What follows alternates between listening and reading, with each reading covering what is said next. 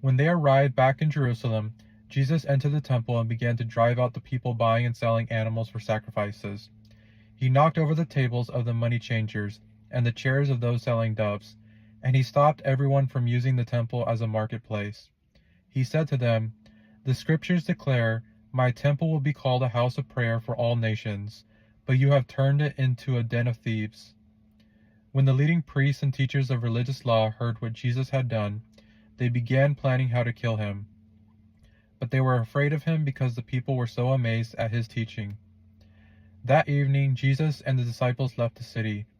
The next morning, as they passed by the fig tree he had cursed, the disciples noticed it had withered from the roots up. Peter remembered what Jesus had said to the tree on the previous day and exclaimed, "Look, Rabbi, the fig tree you cursed has withered and died." Then Jesus said to the disciples, "Have faith in God. I tell you the truth. You can say to this mountain, 'May you be lifted up and thrown into the sea,' and it will happen. But you must really believe it will happen and have no doubt in your heart. I tell you, you can pray for anything, and if you believe that you've received it, it will be yours. But when you are praying, first forgive anyone you are holding a grudge against, so that your Father in heaven will forgive your sins too." Again they entered Jerusalem.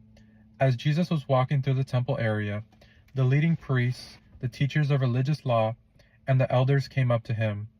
They demanded, "By what authority are you doing all these things? Who gave you the right to do them?" "I'll tell you by what authority I do these things if you answer one question," Jesus replied. "Did John's authority to baptize come from heaven, or was it merely human? Answer me." They talked it over among themselves.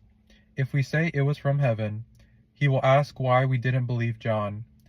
But do we dare say it was merely human?" For they were afraid of what the people would do, because everyone believed that John was a prophet. So they finally replied, "We don't know."